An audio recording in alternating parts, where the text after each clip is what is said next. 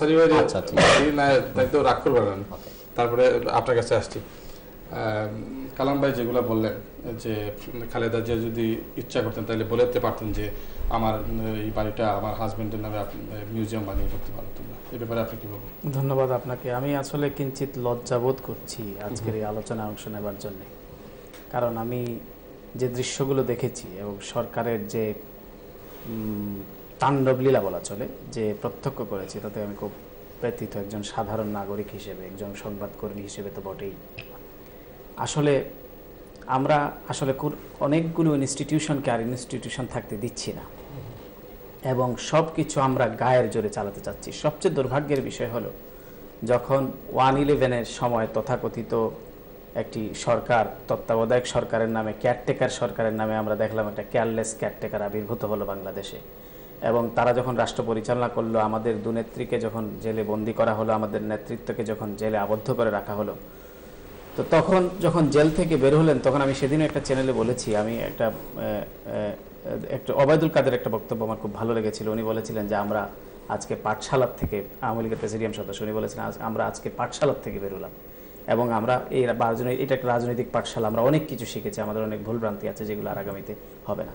কিন্তু আমার কাছে এখন মনে হচ্ছে যে এখন যে অবস্থা আমরা দেখছি, মানে ধৈর্য, সংযম, সহনশীলতা, শ্রদ্ধাবোধ, ভালোবাসা, এগুলার লেশমাত্রও নেই, এবং যে কায়দায় রাষ্ট্র ব্যবস্থা পরিচালিত হচ্ছে, রাষ্ট্রযন্ত্র পরিচালিত হচ্ছে, তাতে মনে হচ্ছে সমত গণতন্ত্র, আইনের শাসন, সামাজিক নিরাপত্তা সব কিছুকে ধুলোয় মিশিয়ে দিয়ে কেবলমাত্র শুধুমাত্র গায়ের জোরে চালিত হয় আমরা রাষ্ট্রযন্ত্র পরিচালনা করছি, যেটা প্রথমেই হলো আমার কাছে খুব লজ্জাজনক।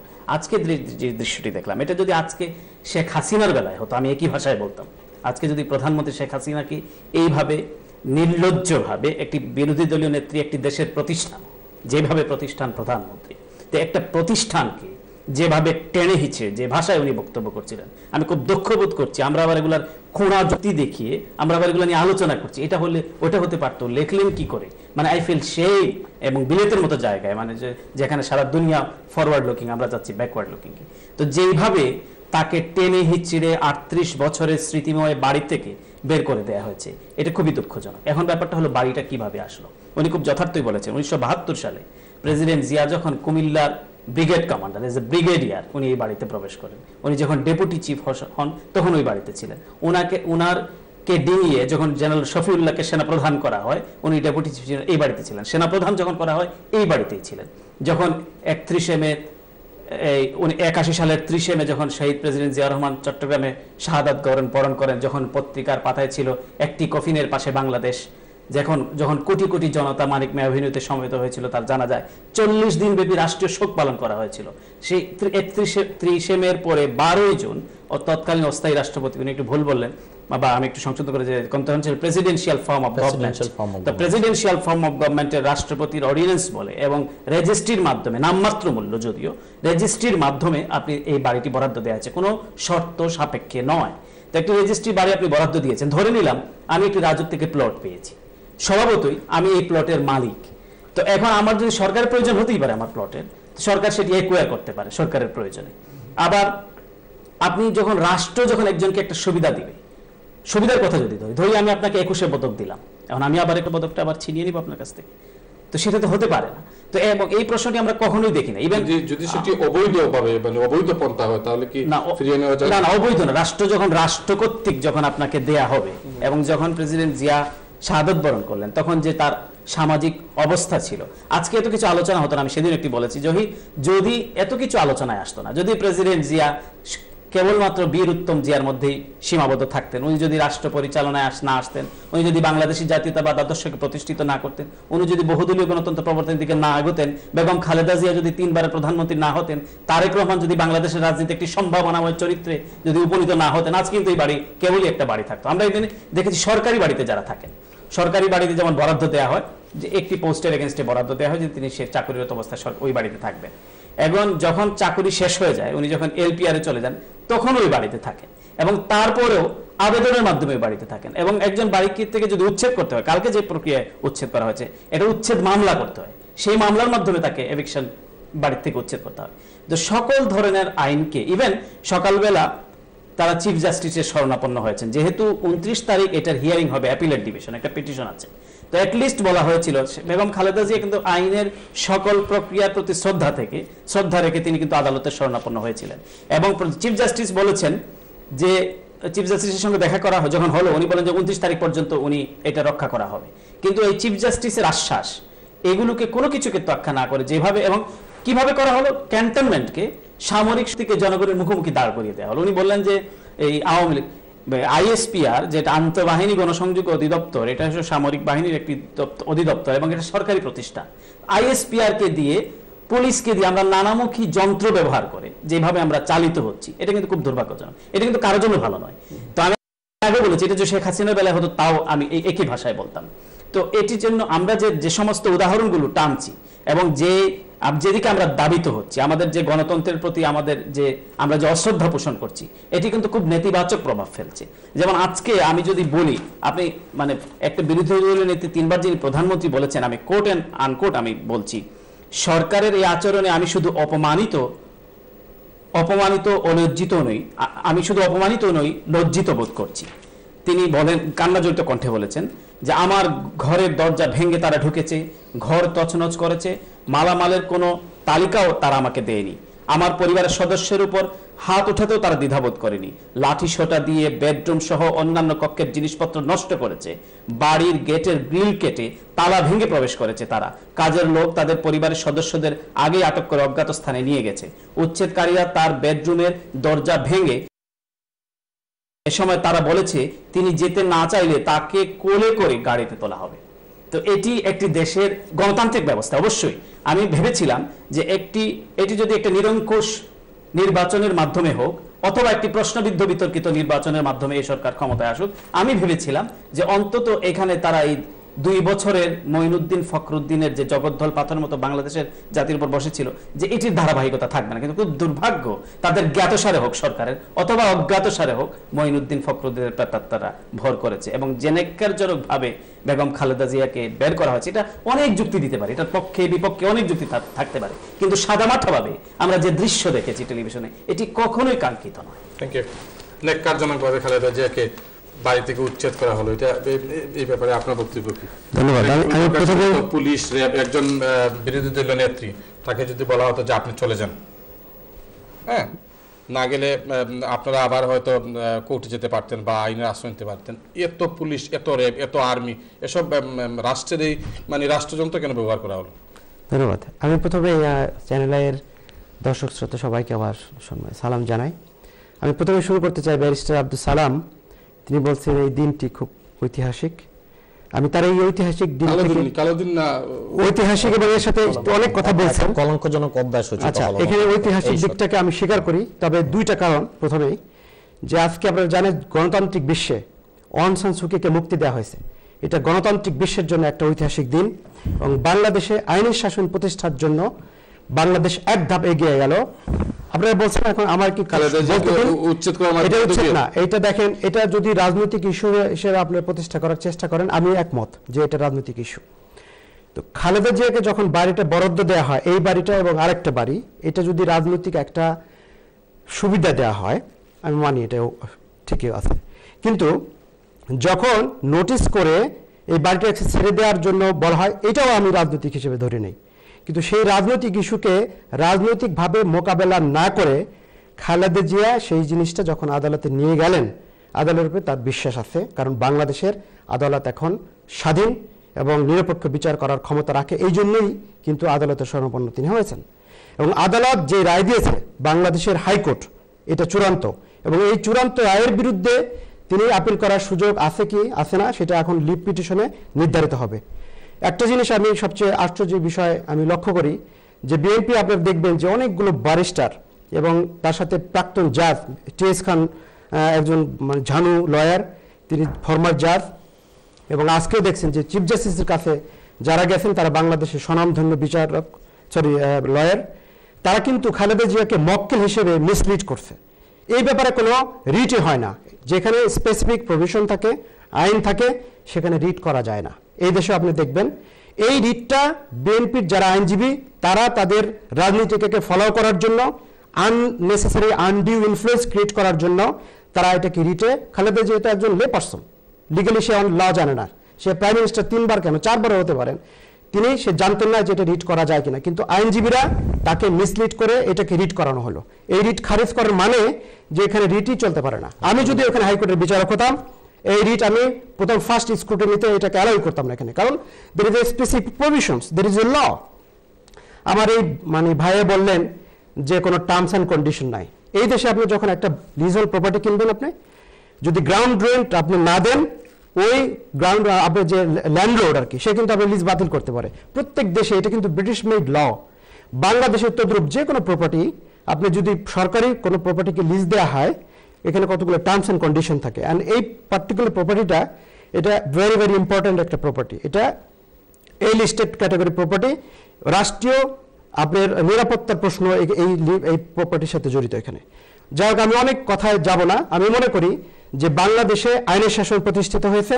খালেদা জিয়া আজকে ওই বাড়ি থেকে যখন স্বেচ্ছায় নিজে বের হয়ে গিয়ে আপনাদের দলীয় কার্যালয়ে কথা বললেন, আপনি যেই উদ্ধৃতি দিলেন এখানে, এটা 2 দিন আগে ড্রাফট করা, রিজভির রুহুল কবির রিজভির 2 দিন আগে এটা ড্রাফট করা।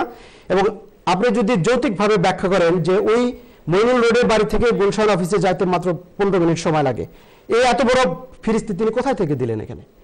বাংলাদেশের মানুষকে ভুল বোঝানোর জন্য অনেক ধরনের মেকানিজম বাংলাদেশে বিএনপি প্রচেষ্টা করেছে। আপনি জানেন যে বঙ্গবন্ধু হত্যাকাণ্ডের বিচার সম্পূর্ণ হওয়ার পরে অনেক ইতিহাস কিন্তু বাংলাদেশের সাধারণ মানুষ এখন জানে। এই ইতিহাস থেকে বেরিয়ে আসছে যে এই বাড়িতে বসেই নাকি বঙ্গবন্ধুর হত্যাকাণ্ডের মাস্টার মাইন্ড জিয়া রহমান করেছিলেন। আমি এই তর্কে যাব না আজকে। তবে 40 বছর যদি কেউ কোনো বাড়িতে থাকে, হ্যাঁ, এখানে স্মৃতি বিজড়িত অনেক কিছুই থাকতে পারে, বৈধ কি অবৈধ আমি এই প্রসঙ্গে যাব না। এখানে একটা জিনিস আমি দলমত নির্বিশেষে উত্থাপন করতে চাই এইভাবে, যে বাংলাদেশের বিচারালয় যদি কোনো রায় দেয়, সেটাকে সবাই কিন্তু মানতে বাধ্য। বাংলাদেশের প্রেসিডেন্টও কিন্তু আইন আদালতের রায় মানতে বাধ্য। এখানে তিনি একজন ফরমার প্রাইম মিনিস্টার, তার উচিত ছিল হাইকোর্ট যখন এই রায়টা দেয়, এই ডেডলাইনের আগেই তার কিন্তু বেরিয়ে আসা উচিত ছিল এবং বলা উচিত ছিল, যেহেতু আমার লয়াররা লিভ পিটিশন করছে, এটা যদি অ্যাকসেপ্ট হয়, বিচারে যদি আমি ন্যায় বিচার পাই, হয়তো আমি আবার ফিরে আসব। আরেকটা প্রসঙ্গ এখানে আনতে চাই, যে মিউজিয়ামের কথা বললেন, এখন বাড়ি ছাড়ার পরে আপনার এই স্বপ্ন কেন জাগে? আপনি আগে কেন পারলেন না? আপনার ভিতর কেন, আপনার স্বামীর স্মৃতি রক্ষার জন্য যদি আপনি 3 বার প্রাইম মিনিস্টার আপনি ছিলেন, চিটাগাংয়ে সরকারি কোষাগার থেকে টাকা নিয়ে আপনি যেই মিউজিয়াম করা হয়েছে ওখানে, আপনারা জানেন যে এটা আননেসেসারি, যেখানে হত্যাকাণ্ড হয়েছে, হ্যাঁ করতে পারেন, কিন্তু এই বাড়িতে তার যদি এরকম ইচ্ছা থাকতো অবশ্যই করতে পারতেন। তার এরকম কোনো ইচ্ছা নেই। আইনগতভাবে তিনি হেরে গিয়ে এখন উদর পিণ্ডি বুদর ঘরে চাপানোর জন্য এবং বাংলাদেশের রাজনীতিকে পলিটিসাইজড করার জন্য কিছু কিছু জিনিস তিনি নিয়ে আসছেন। যেমন তিনি এখানে ইমোশনাল প্রশ্ন নিয়ে আসছেন, এগুলো কিন্তু দরকার নেই। আইনগতভাবে যেহেতু জিনিসটা ফয়সালা হয়েছে, আমরা মনে করি যে আইনের ঊর্ধ্বে আমরা কেউ নই, আইনের এই শাসনকে মেনে নেওয়া উচিত। তাহলে গণতন্ত্র সুপ্রতিষ্ঠিত হবে এবং আমাদের দেশ আস্তে আস্তে এগিয়ে যাবে। হরতালটা যে কল করলেন, এটার বিরুদ্ধে একটা প্রাইভেট প্রপার্টি, এই হরতাল দিয়ে সাধারণ মানুষ। আমার একটা প্রশ্ন, অবশ্যই, এই যে ব্যারিস্টার রফিকুল হক সাহেব বাংলাদেশের প্রবীণ একজন আইনজীবী, তিনি বলছেন যে সরকারি আসে তাদের কথা আইন আদালত চলে, হাইকোর্ট চলে, সুপ্রিম কোর্ট চলে।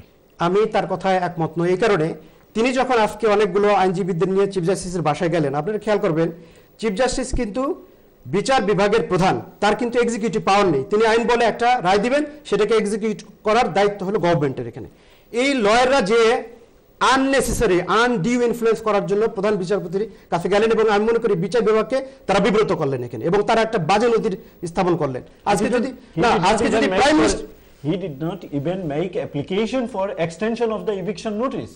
In this country, when every individual knows if there is any eviction, then you have to go to the court to stop the eviction. এরপরে আপনি মামলা করবেন। এখন যদি কোর্ট যদি চলে,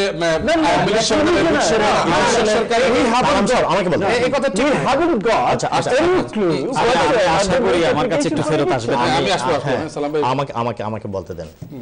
আপনি লম্বা করেন না, কারণ একটু বিজ্ঞাপন বিরোধী। না, আমি লম্বা করব না।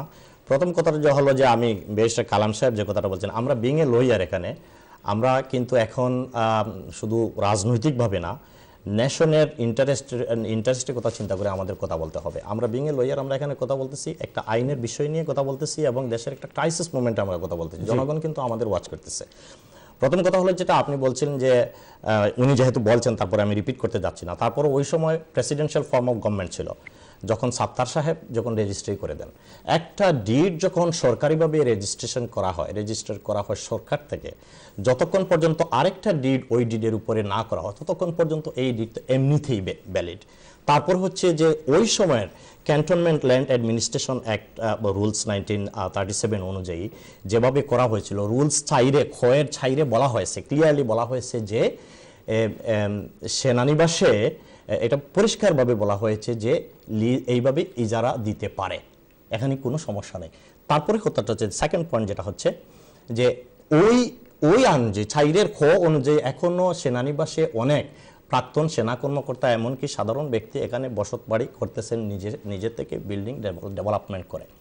এখন প্রশ্ন হচ্ছে যে সেকেন্ড কোয়েশ্চনটা হচ্ছে যে আপনি যে লিভ টু অ্যাপিলের কথা বলছেন, দেখেন আমরা লয়ার হিসাবে আমাদেরকে একটা জিনিস আমাদের বেয়ার ইন মাইন্ড যে 30 দিনের নর্মালি অ্যাকর্ডিং টু কনস্টিটিউশন তাকে 60 দিনের সময় দেওয়ার কথা, কিন্তু এই জায়গায় সরকার 30 দিনের সময় দিয়েছেন। তারপরেও 30 দিনের সময়ের মধ্যেও লিভ টু অ্যাপিলের জন্য সাবমিট করা হয়েছে এবং দিন ধার্য করা হয়েছে 29 তারিখে, যেটা পরিষ্কারভাবে কোর্ট থেকে রায় দেওয়া হয়েছে যে 29 তারিখ তার শুনানি হবে। এবং চিফ জাস্টিসের সাথে ক্রাইসিস মোমেন্টে যখন চিফ জাস্টিসের সাথে যোগাযোগ করলেন ব্যারিস্টার মহোদয় সাহেব, ব্যারিস্টার রফিকুল সাহেব সহ, যখন তাকে জোর করে বাড়ির থেকে র্যাব পুলিশ দিয়ে যখন ঘেরাও করলো, তখন কিন্তু চিফ জাস্টিসের সাথে যোগাযোগ করা হয়েছে এবং চিফ জাস্টিস ক্লিয়ারলি সেটা উনি বলছেন, সেটা ডিক্লেয়ার দিচ্ছেন যে না, তাকে কোনোভাবে বাড়ি থেকে এইভাবে সরানো যাবে না, আনটিল 29 তারিখ পর্যন্ত শুনানি শেষ না হওয়া পর্যন্ত যাবে না। এই জায়গায় কোন আইনের ভিত্তিতে তাকে এভিকশনের জন্য যাওয়া হলো? আপনি এভিকশনের কথা বলছেন, আপনি জানেন সিভিল ম্যাটারে একটা জিনিস আছে যে কেস শেষ হওয়ার পরে, রায় শেষ হওয়ার পরে তাকে এভিকশনের জন্য আলাদা প্রসিডিওরে যেতে হয় এবং তখন যদি রায় হয় ওনাকে ছেড়ে দেওয়ার জন্য এবং তিনি যদি না ছাড়েন, তারপরে আপনি এনফোর্সমেন্ট অ্যাক্ট অনুযায়ী বা এনফোর্সমেন্ট প্রসিডিওর অনুযায়ী তারপরে আপনি র্যাব এবং পুলিশ আপনি ইনভলভ করতে পারেন। আমার একটা জায়গায় একটা কথা আপনি দেখেন, এই বাড়িতে আমরা যেটা আগে ডিসকাস করেছি 38 থেকে 40 বছর ধরে আছেন। আপনি যদি ল্যান্ড লিমিটেশন অ্যাক্ট অনুযায়ীও যান, তারপরে দেখবেন একজন দেশের সাধারণ নাগরিক হিসাবে তার ওই জায়গায় পুরো রাইট রয়েছে। তারপরে আপনি যদি যান প্রেসক্রিপশনে যান, আপনি যদি ইকুইটেবল, এই দেশে যে আমরা ইকুইটেবল ল যেটা আমরা সবাই স্টাডি করেছি, সেই দৃষ্টিকোণ থেকে যদি আপনি বিচার করেন, তারও সেই 20 বছর যদি কেউ কোনো সরকারি সম্পত্তির উপর যদি থাকে, তাহলে তার কিন্তু কমপ্লিট রাইট হয়ে যায় ওই বাড়িতে বসবাস করার। আর লিমিটেশন অ্যাক্ট অনুযায়ী যদি সে অ্যাডভার্স যদি হয়ে যায়, 12 বছর যদি সে একটা বাড়িতে যদি বসবাস করে, তাহলে সেখানে তারা এটা। কিন্তু আমাদের প্রশ্ন এই জায়গায় নাই, আমরা যেটা সরকারের দুরভিসন্ধিটা আমাদের কাছে অত্যন্ত ক্লিয়ার হয়ে গেছে। আপনারা দেখেন গণতন্ত্রের কথা বলছেন, আপনাদের মুখে সত্যি কথা, বিং এ ফ্রেন্ড, আপনি গণতন্ত্র যদি রাজনৈতিকভাবে আমরা বলি, গণতন্ত্রের কথা আপনাদের মুখে বানায় না। এই জন্য বানায় না যে গণতন্ত্রকে যখন শেখ মুজিবুর রহমান সাহেব হত্যা করেছিলেন, গণতন্ত্রকে উদ্ধার করেছিলেন শহীদ রাষ্ট্রপতি জিয়াউর রহমান, বহুদলীয় গণতন্ত্র ইন্ট্রোডিউস করেছিলেন এবং এই গণতন্ত্রকে শহীদ রাষ্ট্রপতি জিয়াউর রহমান গণতন্ত্র, বহুদলীয় গণতন্ত্র ইন্ট্রোডিউস করার পর থেকে বাংলাদেশে গণতন্ত্র যতবার হুচুটকাইছে ততবার কিন্তু আঘাত করেছে আপনাদের আজকের যে নেত্রী এই যে শেখ হাসিনা, ততবারই আঘাত করেছে। এরশাদ সাহেবের সাথে আঘাত করেছেন, মঈন ফখরুদ্দিনের সাহেবের সাথে আঘাত করেছেন এবং ওই জায়গায় আপোষহীন ভূমিকা নিয়ে আমার মনে হয় এই জিনিসটা যে একটু মিনিমাম লজ্জা থাকা উচিত আজকের শেখ হাসিনার, প্রধানমন্ত্রী শেখ হাসিনা, মিনিমাম একটা কার্টিসি, মিনিমাম একটা লজ্জা থাকা উচিত যে তার কারণে, তার বদৌলতে যে যাকে আজকে বাড়ি থেকে উচ্ছেদ করার যে পায়তারা বা যে ষড়যন্ত্র করে উচ্ছেদ করে দিচ্ছেন, উনার বদৌলতেই কিন্তু তিনি প্রধানমন্ত্রী, আজকে বাংলাদেশের প্রধানমন্ত্রী। বেগম খালেদা জিয়ার আপোষহীন ভূমিকার কারণে 2 বার বাংলাদেশের গণতন্ত্রকে প্রাতিষ্ঠানিক রূপ। থ্যাংক ইউ সালাম ভাই, থ্যাংক ইউ। সুপ্রিয় দর্শক, আমরা কথা বলছি বাংলাদেশের যে আজকের যে ঘটনা, যেটাকে সালাম সাহেব বলছেন যে একটি কালো অধ্যায়, একটা কলঙ্কজনক সূচনা হয়েছে, সেটি নিয়ে আমরা কথা বলছি। আমরা আসছি একটি বিজ্ঞাপন বিরতির পর, আপনারা আমাদেরকে ছেড়ে যাবেন না, আমরা আসছি জটপট। Thank you.